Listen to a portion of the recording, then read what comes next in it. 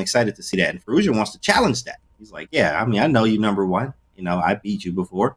Let's see if I am going to win this bullet match. But And here we go. So you don't have to wait any longer. People were waiting for Magnus versus Alireza. Now they get it. It is game one. Magnus with the white pieces. He adopts a pretty solid setup. So far, nothing too major has happened, but that D4 square, black can sink a knight in there. That could be good news. I just learned something so quick already. I mean, you know, I'm a KID specialist, and I love King's Indian. I just won against a strong IM in my last tournament. You know, KID for life, right? Is what we say. But what he did was he moved his knight from F8 around to E6 very quickly. Got the knight over to H7, so it was pretty fire. Quickly. And Magnus is holding everything. It's a game of knight maneuvers. That knight went from E6 to C7, and it's up to B5 now. So it can't stop, won't stop. The knight continues its tour of this board, and now the white knight's turn to improve itself. Lots of maneuvering. G4, knight F3, bishop G4 there. Whoa, great. Knight F3. So I feel like black is doing quite nicely. Look at this activity for the pieces. Ooh, G5 fell off, but was that a blunder or a sacrifice? Yeah, because he didn't move instantly, I think it was a blunder. But, I mean, he did find something out of that. He's still doing, oh, my goodness! King's Indian for the win! We don't ever have to play another opening. King's Indian for the win once again. Can we get some KID in the chat? King's Indian defense. I'm always a special place in my heart with that. Can we get some King's Indian in the chat? Who likes King's Indian defense? This one's a wrap. That queen is trapped. Let's go up to E2, then you force the queens off, and you win the ensuing endgame. Magnus resigns. He doesn't want to test Alireza's mouse speed. He knows that it would be over. So Alireza Firouzja is the first player on the scoreboard. He gets up 1-0, and now in game two, Magnus, he's given up a pawn. Will he get it back? That is the question here is, will he get it back? Okay. I do like White's position here. The space. I mean, it's this advantage. He got the queen to E3. Everything's defended. Then he attacks the pawn again. Castles, I take G4? Hey. You know what? That knight on E7, is that really a knight? That doesn't look like the pony that kids dream about. That knight can't go anywhere. Oh, but those pawns are all dropping off.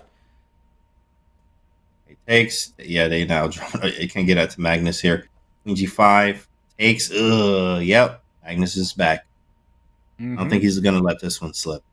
But if you take this bishop on C3, then white takes the knight on E7, and then there's knight G5 ideas. That king is in trouble, and now B7's gone. That gives white a passer. Oh, my goodness. Bro. It's about to be a 2-0. Firouzja, relax. You know this is Magnus, right? Like, you know this is Magnus. I mean, I don't know if you know that. Like, this is Magnus Carlsen.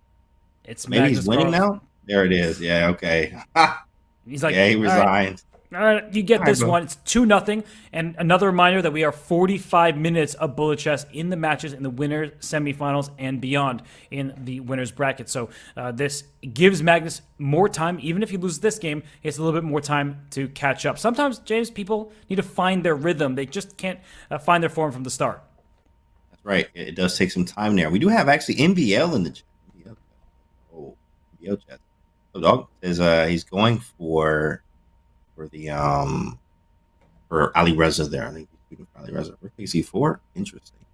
Yeah, what's happening here? It looks like the rook just has to back up. And the A6 pawn, that is going to be a long-term target. So Magnus just trying to coordinate his pieces. And shout out to MVL, one of the best chess players in history, a former World Blitz champion.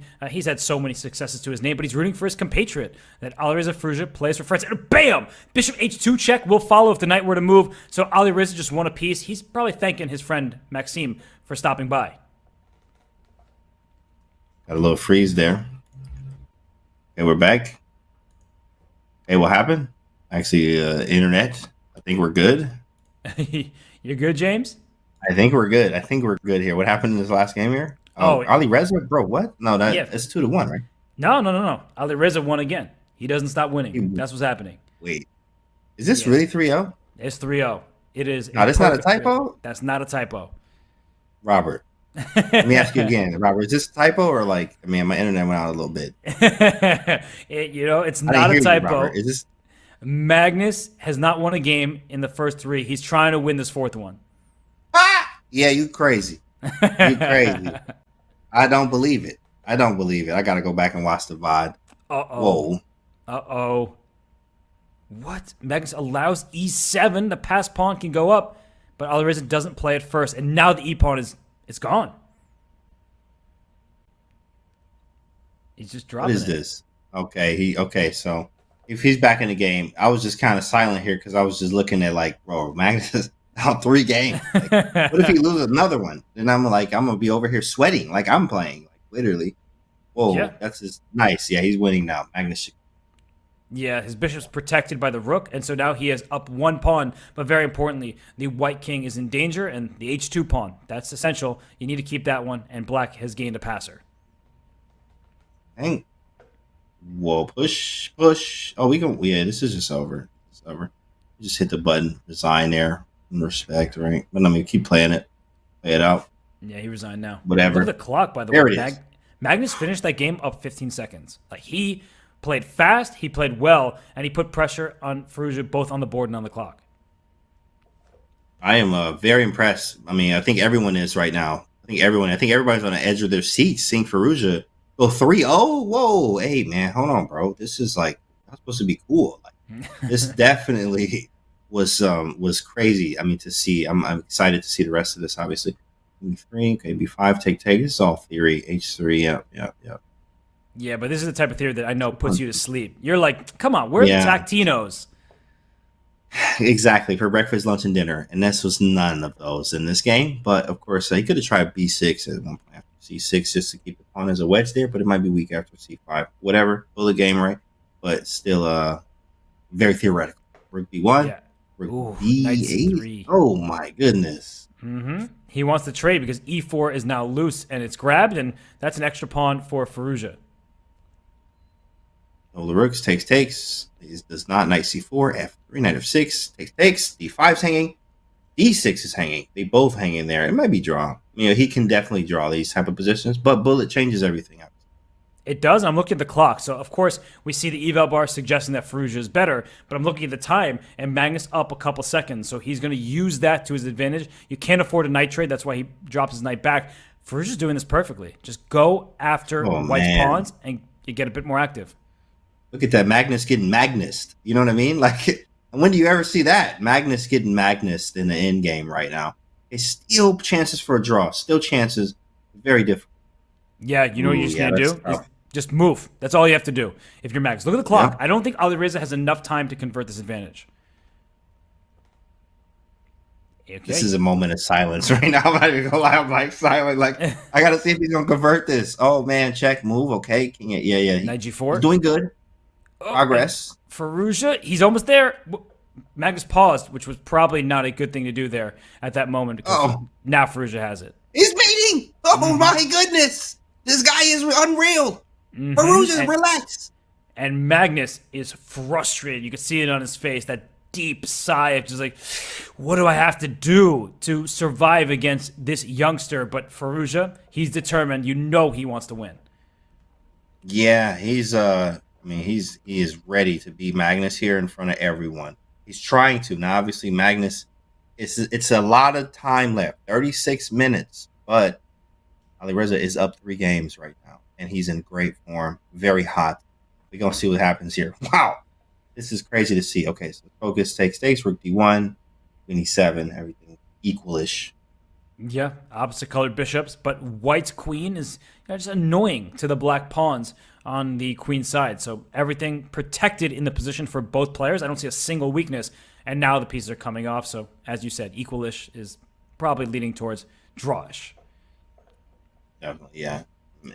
Bullet changes everything too. Like that one mistake in the end game on move 46 when you should have went king e6 instead of king d6. Now you zugged out Devoretsky page 820, right? You actually then you lose in a bullet game. Like, it's crazy, the high level bullet. And I mean, we agree with that by a Ninja 26. This should be broadcast on every existing screen in the world. Yeah, this is 2 of the best players of all time, 2 of the best players currently who are now going to try to flag each other. They're probably just making repetition in a bishop of opposite color ending. So the draw has happened, repetition, and that means that Firouzja keeps his 3-game lead. How is Magnus going to take Alireza down? That is what we need to see before we can believe in Magnus's chances. Oh, yeah, that's right. Yeah, we're going to see a lot of D5. Whoa, that is not familiar with that. I think there was some recent theory with this. Oh, yeah, Jordan, right? Jordan Van Forest, I think, played the black. It's like some interesting stuff.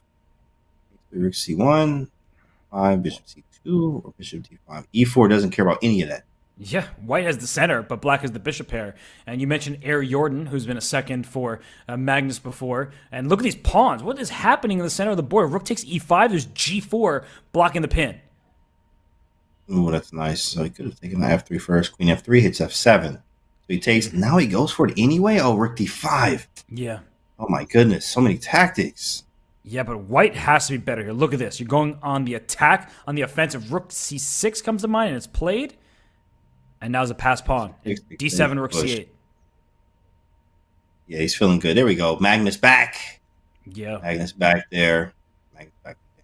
That's a dub. Because the black king can reach E7, but there's knight C6 check at the end, and we're seeing something like it. I think Alireza will just resign in a couple moves, or maybe, there is the resignation. I say maybe he's thinking about match strategy. Let's play these out. It's too early in the match. There's still 34 minutes remaining. But you know in the back of his head, he's like, all right, I have the lead. Maybe I should burn some of the clock. Right, maybe he can burn some clock here. And then we have a French, man, another French here. Magnus has been playing a lot of this lately, actually. Frenchies. I hate giving up that light square bishop, but that is theory. I like going more bishop D3 to keep it than queen E2 here. Same position, but you still have a bishop here. I'm with you. I love that light square bishop in the French, but it looks like Alireza says, I'm just going to lead in development. But Magnus has found a way to castle. So he has the bishop pair, and if you get E5 next, followed by bishop E6, suddenly we're talking about an advantage for black with open space. That's what he does as well. He goes back to C3 instead of queen D5 check, allowing bishop E6. Queen C3, take, bishop F5, and this is a fine French. It's kind of annoying when you get the French like this. Black definitely has some nice chances himself. He might have G4 there. Rook C. It was queen. I was going to say, bring something to C4, bring your rooks in the game. And I guess white has a pawn advantage on the queen side, 3-on-2, but black has such a nice central pawn on E5, and I don't see how white makes any initial progress. Very difficult to do that. Oh, that's a nice knight, though, on D5. But it's only a good knight. It just looks great there. Yeah, bishop C6, that was beautiful. G4, man, look at this is the Magnus work. Magnus working there. Pieces on the greatest squares. King on F5. Can't really do anything. King runs in at some point. F6 is defended. This was a clinical way to do it. Here it comes. King E4, King F3. And that should be that. Okay, F5 is a nice move to include. But here comes the black king. F4 check. He allowed F4 check. Oh, my goodness. He hated it. You can see it in his face. He's losing. What is this, bro? This doesn't make any sense. Takes. This is bullet chess for you. Look at the clock. Speaking of bullet chess, Magnus is ahead on time, so he's losing by position because he was doing all that funny business. But he's actually, is he ahead? Not for long. Now he's behind.